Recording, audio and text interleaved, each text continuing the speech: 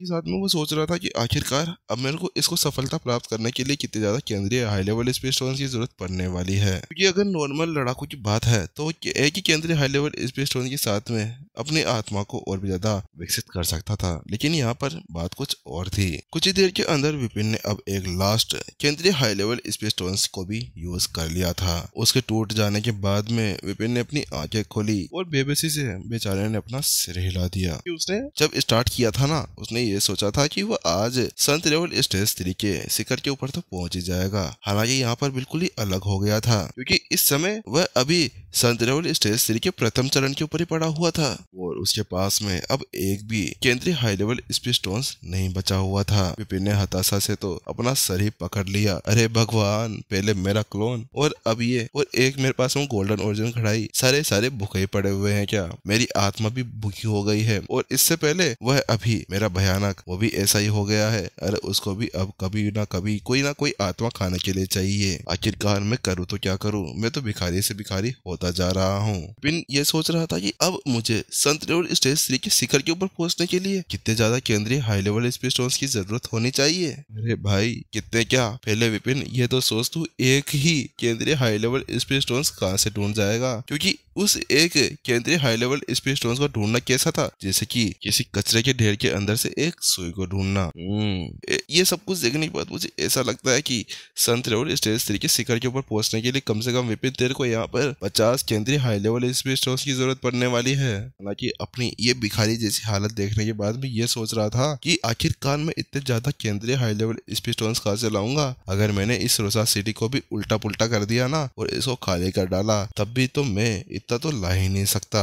चल, तू एक बार तो भिखारी तो हो ही चुका है और हर बार तो भिखारी ही रहता है। अरे कब तो अमीर हुआ है, 2 सेकंड की खुशी है और फिर तू बर्बाद ही हो जाता है। चल छोड़, अब सोचने की कोई जरूरत तो है नहीं। तू भिखारी है तो भिखारी रहेगा। लेकिन यहाँ पर एक फायदा तो हुआ है विपिन, तेरी यहाँ पर लड़ाई क्षमता वास्तव में एक अथाह स्तर तक पहुंच चुकी है। वास्तव में विपिन को यहाँ पर एक बात की तो खुशी ही थी कि चाहे से उसने केंद्रीय हाई लेवल स्पेस स्टोन्स को पूरी तरह से गायब कर दिया हो, उनको धूल धूल मिला दिया हो, लेकिन यहाँ पर अभी उसको अपनी लड़ाई की क्षमता और उसकी ताकत के अंदर बहुत ही ज्यादा वृद्धि महसूस हो रही थी। जहाँ पर वो पवेलियन मास्टर चंद्रन से लड़ने के लिए अपनी फॉर्मेशंस और अपने अलग अलग टेक्निक्स का यूज करता था, वहीं अब चंद्रन भी उसके सामने कुछ नहीं था, क्योंकि वह उसको वहां पर आराम से हरा सकता था। क्योंकि संत लेवल स्टेज 3 की वह साधारण लेवल को प्राप्त करने के बाद में वह हाफ लिविंग अपक्चर या संत लेवल स्टेज 6 के लड़ाकों के साथ में लड़ सकता था और उसके साथ में आमने सामने की टक्कर कर सकता था। यानी साफ साफ कहने का मतलब ये था कि ये रोसा सिटी के शिखर के ऊपर पहुंच गया था। ये पहली बार तब था जब विपिन यहाँ पर स्टार्टिंग में आया था, तब यह संत लेवल स्टेज 1 के ऊपर था। हालांकि यहाँ पर उसे केवल जब वह संत लेवल स्टेज 1 के ऊपर था तो यहाँ के संत लेवल स्टेज 3 के लड़ाकों के साथ में लड़ सकता था। उस समय तो संत लेवल स्टेज 4 या 5 के लड़ाकू भी उसके साथ में टिक सकते थे, लेकिन अब यहाँ पर पूरी तरह से चीजें पलट चुकी थी, क्योंकि यहाँ पर होल मास्टर जगदीश और आदर्श भी अब उसका मुकाबला नहीं कर सकते थे। उसने इस बारे में सोचा ही था कि उसके साथ में उसकी कुछ यादें उसके दिमाग के अंदर घुसने लगती है, क्योंकि रोसा सिटी के अंदर आए हुए उसको केवल 8 ही दिन हुए थे। हालांकि उसके बारे में सोचते ही विपिन का चेहरा शर्म से लाल होने लगा, क्योंकि उसको पूरे 8 दिन हो गए थे, 8 दिन, और उसने 8 दिनों के अंदर क्या किया? केवल संत लेवल स्टेज 1 से संत लेवल स्टेज तक की पहुंच चुका, संत लेवल स्टेज 3 तक की पहुंच चुका। इसके साथ में विपिन को अपने ऊपर इतना ज्यादा शर्म आ रही थी कि वो अपना चेहरा कहीं पे दिखाने के बारे में सोच भी नहीं सकता था। हालांकि जहाँ पर वो इसी तरह सोच रहा था, वहीं अगर इसकी ये सारी बातें किसी को पता चल जाती ना, या तो वो खुद मर जाता या फिर विपिन को यहाँ पर दौड़ा दौड़ा कर मार देता। लेकिन वहीं विपिन ने बाकी सबकी तो सोची नहीं, बस वो अपने बारे में सोच रहा था। उसने कहा, अरे छोड़ विपिन, तू इस बारे में क्यों सोच रहा है? देखा जाएगा जो बाद में होगा। पहले हमें उस एकमात्र प्राणी के बारे में तो सोचने की जरूरत है जो अभी हमारे बंधन के अंदर बसा हुआ है। उसके बाद में जल्दी से एक विचार के साथ में उसने अपने मन के अंदर से सम्राट को बाहर निकाल लिया था। किंग टैंग सम्राट पहले से ही स्वर्ग की एनर्जी के द्वारा उसको बांध लिया गया था और उसकी बहुत सारी एनर्जी को भी खत्म कर दिया गया था। उसके अंदर ही ताकत का केवल थोड़ा सा ही सही बाकी बचा हुआ था। ये ऐसा था जैसे कि किसी आदमी को मारे जाना और उसके अंदर केवल सांस लेने जितनी ही ताकत होना, यानी कि लास्ट स्टेज के ऊपर पहुंच जाना। अपने सामने विपिन को देखते ही, मैं तुम्हें मार डालूंगा, तुम्हारी इतनी ज्यादा हिम्मत कैसे हो गई कि तुमने मेरे साथ में ऐसा किया? सम्राट पूरी तरह से उछल पड़ता है और वह विपिन के ऊपर नजर डालने लगता है। हालांकि इससे पहले कि वो कुछ कर पाता, पैंग विपिन ने अपनी एक उंगली उठाई और तेजी से उसके ऊपर घुमा दी, और जैसे ही उस उंगली को अपने ऊपर आते हुए देखकर सम्राट की आंखें फटी की फटी रह गई और वह जमीन से जा टकराया। उस उंगली के वार को देखते ही वह सोच रहा था कि आखिरकार ये कैसे हो सकता है। उसने विपिन से पूछा, तुम आखिरकार इतने ज्यादा शक्तिशाली कैसे हो गए? क्योंकि कुछ ही समय की तो बात थी जब वह दूसरी पार्टी से वहाँ पर मुकाबला कर रहा था। हालांकि कुछ ही समय बाद में वह इस हद तक ताकतवर हो चुका था कि वह एक ही उंगली के साथ में उसको इस तरह से गिराने में कामयाब हो गया था। आखिरकार ये बंदा कहाँ से आया है? अरे राक्षसों का भाव है या कुछ और? इसके पास में किस तरह की साधना टेक्निक्स पड़ी हुई है? हाँ, वहीं उसकी बात के ऊपर कोई भी ध्यान न देते हुए विपिन ने उससे पूछा, ठीक है, अब मैं तुम्हारे ऊपर कोई समय बर्बाद नहीं करना चाहता। तुम आखिरकार मुझे ये बताओ कि एक राक्षस होने के बाद में तुम कैसे मास्टर टीचर कॉन्टिनेंट के ऊपर आ सकते हो, और यहाँ पर आने के लिए आखिरकार तुमने क्या किया था? इसके अलावा भयानक की तुमने आखिरकार तुम भयानक से कब मिले थे? इसके बारे में मुझे जल्दी से यह सब बता दो। और तुम्हें वह आत्मज्ञानी की टेक्निक्स कहाँ से मिली थी? और आखिरकार तुम्हारे कितने सारे मास्टर टीचर पवेलियन के अंदर छुपे हुए हैं? विपिन की बात सुनने के बाद में सम्राट जोर जोर से हंसने लगता है और वह उससे कहता है, क्या तुम्हें लगता है कि तुम्हारी इन तरह की धमकियों से मैं डर जाऊंगा? अरे तुमसे मैं डरने वाला नहीं हूँ। और तुम्हें क्या लगता है कि मैं अपने राक्षसों के साथ में विश्वासघात करूंगा और मौत के डर से तुम्हें सब कुछ यहाँ पर बता दूंगा? अरे तुम कुछ भी कर लो, मैं यहाँ पर तुम्हें कुछ भी नहीं बताने वाला। हालांकि उसकी वह बात पे ध्यान न देते हुए विपिन अब भयानक से बात करने लगा और वो उससे कहता है, भयानक, मैं तुमसे एक बात पूछना चाहता हूँ, तुम्हारे लिए केवल ये आत्मा ही चलेगी ना? चाहे से ये कुछ भी हो जाए इसके साथ में, तुम्हें केवल आत्मा से ही मतलब होना चाहिए। हाँ मास्टर, मुझे उसकी आत्मा से मतलब है, चाहे से वह पागल हो या कुछ भी हो। जैसे विपिन ने उसकी वह बात सुनी, उसके बाद में एक डेविल स्माइल के साथ में वह अब सम्राट की तरफ देखने लगता है। अब तुम यहाँ पर अपना मुंह खोलने के लिए तैयार नहीं हो।